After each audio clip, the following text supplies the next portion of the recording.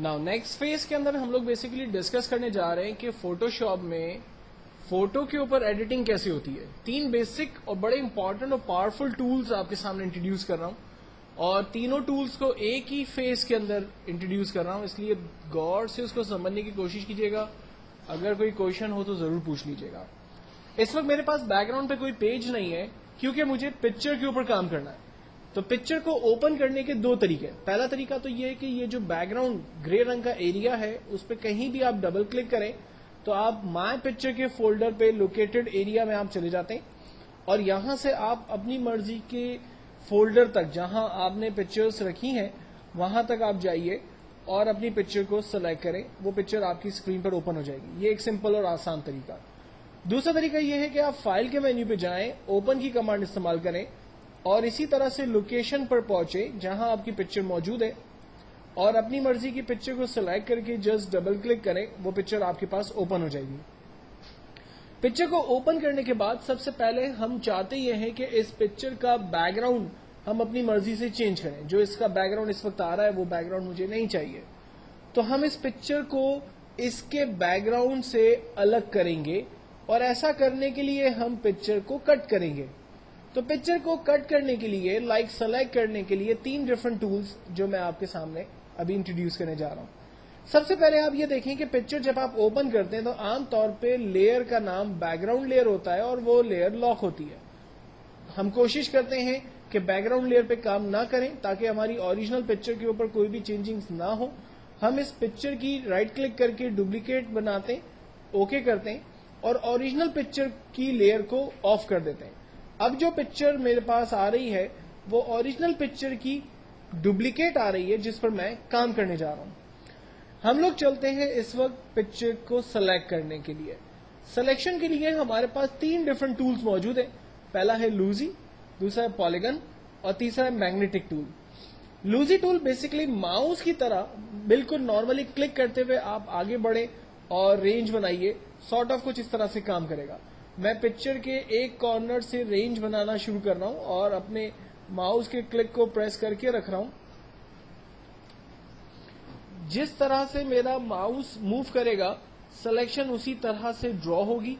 अगर selection mouse की गलत होगी तो पिक्चर का आउटपुट जब हम फाइनल देखेंगे तो वो काफी खराब हमें नजर आएगा, यानी पिक्चर जो है वो कट हुई भी नजर आएगी। और अगर हमने यहां पर अच्छे से रेंज बनाई भी होगी तो डेफिनेटली उसका रिजल्ट भी हमें फाइनली ठीक से नजर आएगा।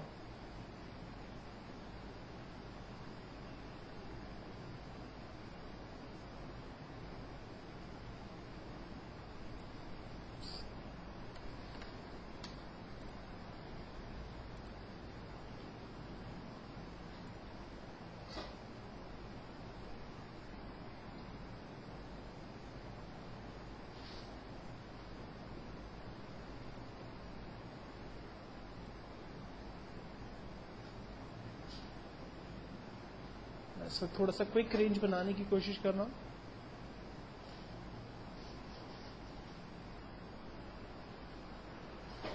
जहां से रेंज को हमने स्टार्ट किया था वहां पर ही उसको एंड करेंगे। फाइनली इस पिक्चर की कंप्लीट रेंज बना दी। रेंज बनाने के बाद कंपलसरी है कि आप मूव का टूल सेलेक्ट करें और फाइल में जाकर एक न्यू पेज क्रिएट करें। मैं एक नया पेज नॉर्मली 8.5 बाय 11 इंच यानी लेटर साइज पेज ले रहा हूं और ओके कर रहा हूं। अपने इस ब्लैंक पेज पे पिक्चर को लाने के लिए मूव टूल की मदद लेते हुए हम जस्ट पिक्चर को ड्रैग करेंगे एक पेज से दूसरे पेज पर, तो आप देखें पिक्चर की कॉपी हमारे नए पेज पर आ जाएगी। पिक्चर की जिस तरह से हमने रेंज बनाई थी उस तरह से इसकी रेंज आ गई। कंट्रोल टी ट्रांसफॉर्म का टूल है, पहले ही मैं आपको बता चुका हूं। इसकी मदद लेते हुए हम पिक्चर की साइज को बड़ा कर सकते हैं। आप देखें पिक्चर की सिलेक्शन में हमने कुछ मिस्टेक्स की थी। जूम टूल लेकर पिक्चर की साइज को बड़ा करते हैं और इसको बेहतर तौर पर समझने की कोशिश करते हैं। यहां पर देखें पिक्चर की सिलेक्शन जो है वो रॉन्ग भी है, जिसकी वजह से इसके जो फाइनल इफेक्ट्स हैं या फाइनल रिजल्ट है वो ठीक से नहीं आ रहे हैं। एनीवेज हम पिक्चर के दूसरे टूल्स की तरफ चलते हैं। सिलेक्शन जूम टूल की मदद लेते हुए फिट टू स्क्रीन करते हैं और इस पेज की साइज को नॉर्मल करते हैं, मिनिमाइज करते हैं और अपने पहली वाली पिक्चर पर दोबारा चलते हैं। कंट्रोल डी की मदद से इसकी रेंज को खत्म करते हैं और अब लूजी टूल की जगह पॉलीगन टूल से काम करते हैं। पॉलीगन टूल के अंदर अच्छी बात यह है कि ये लाइनों की तरह रेंज बनाता है। जस्ट लाइक आप पहली दफा क्लिक करें, फिर दूसरी दफा क्लिक करें, फिर नेक्स्ट डेस्टिनेशन बताइए, और क्लिक करते करते आप आगे की तरफ बढ़ते चले जाएं और अपनी पिक्चर को सेलेक्ट करते जाएं। अगर सिलेक्शन के दरमियान कोई आप गलत सिलेक्शन बना देते हैं, मिसाल के तौर पर मैंने ये गलत सिलेक्शन बना दी, तो इसको खत्म करने के लिए हम बैक स्पेस का बटन प्रेस करते हैं। जहां पर भी हमने क्लिक किया था, ये उन ऑब्जेक्ट्स को वहां से खत्म करता है। एक्चुअल में जहां पर हम क्लिक करते हैं वहां पर ये डॉट बना देता है, और उस डॉट को हम लोग नोट कहते हैं। तो जब हम लोग बैक स्पेस बटन प्रेस करते हैं तो वो नोट एक्चुअल में रब होते चले जाते हैं।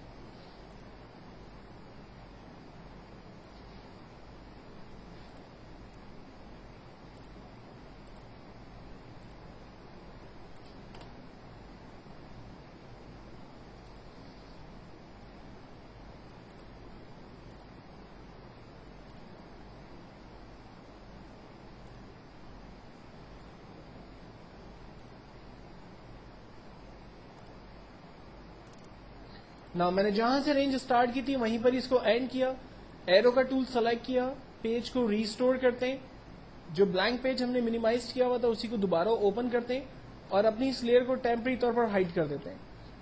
अपने ओरिजिनल पिक्चर को ड्रैग करते हैं ब्लैंक पेज के ऊपर। आप देखें न्यू लेयर इसने क्रिएट कर दी, और अब जो लेयर इसने क्रिएट की पिक्चर के लिए, ट्रांसफॉर्म का टूल लेकर पिक्चर की साइज को बड़ा करते हैं और अब इसको बेहतर तौर पर देखने की कोशिश करते हैं। जूम टूल दोबारा सेलेक्ट करते हैं और आप देखेंगे जो सिलेक्शन पहले रॉन्ग बनी थी अब वो ज्यादा बेहतर तौर पे हमारे सामने बनकर आई है।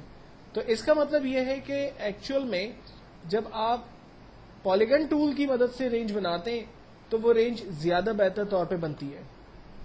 जबकि थर्ड टूल की तरफ हम चलते हैं, अपनी ओरिजिनल पिक्चर पे वापस आते हैं, कंट्रोल डी सेलेक्ट किया इसको। थर्ड टूल हमारे पास है मैग्नेटिक टूल। मैग्नेटिक टूल के अंदर सबसे अच्छी बात यह है कि ये आपकी इमेज की आउटलाइन की खुद से रेंज बनाता है। लाइक मैंने इसका स्टार्ट पॉइंट बताया और मैं बगैर क्लिक किए इसकी आउटलाइन के ऊपर से स्लोली मूव कर रहा हूं।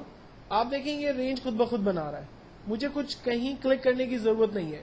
लेकिन इसका यह मतलब भी नहीं है कि आप क्लिक नहीं कर सकते।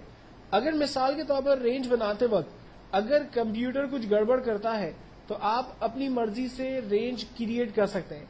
आमतौर पे जब बहुत ज्यादा ज्वेलरी या शरारा आमतौर पे ड्रेस के अंदर जब होगा तो कंप्यूटर उस वक्त रेंज को खुद से स्किप करता है और वो बाज़ औक़ात गलत रेंज की तरफ चला जाता है।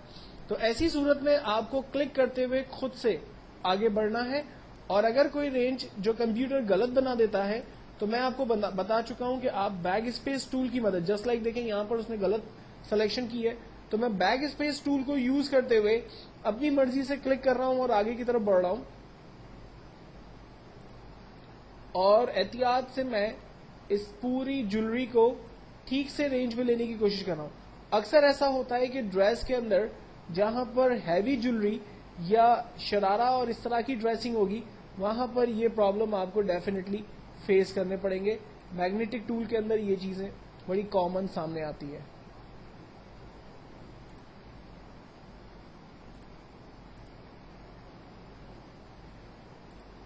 अगर इस पिक्चर की जगह कोई ऐसी पिक्चर होती कि जो पैंट शर्ट शलवार कमीज हो, like this type of picture होती, तो उसकी रेंज बहुत ज्यादा अच्छे तरीके से और आसानी से बन जाती।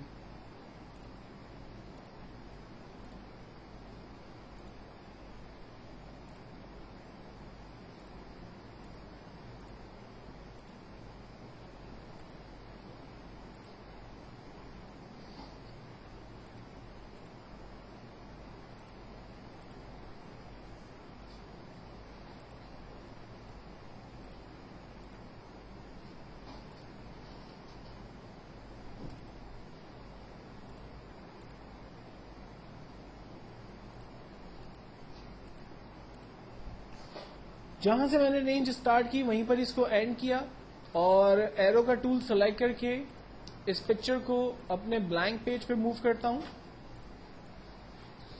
ये देखें, अब चूंकि कॉर्नर्स इसके ठीक नहीं है सिलेक्शन में, तो मैं इस पिक्चर को पेज के बाहर से रखते हुए इसकी रेंज बनाता हूं। राइट, और ये सिलेक्शन हमारे सामने है। तो 3 डिफरेंट टूल्स मैंने आपके सामने इंट्रोड्यूस किए और इन तीनों के आपको कॉन्सेप्ट्स मैंने बताए। पिक्चर की सिलेक्शन इस वक्त बहुत अच्छे से नहीं हुई है, इसमें फिनिशिंग नहीं है इसकी सिलेक्शन के वक्त। तो अब हम और क्या बेहतर तरीका इस्तेमाल करें कि पिक्चर जो है वो बिल्कुल परफेक्ट कट हो, उसकी सिलेक्शन बिल्कुल परफेक्ट हो, उसके लिए क्या तरीके इस्तेमाल होंगे, ये चीजें मैं नेक्स्ट फेज में आपके साथ डिस्कस करूंगा।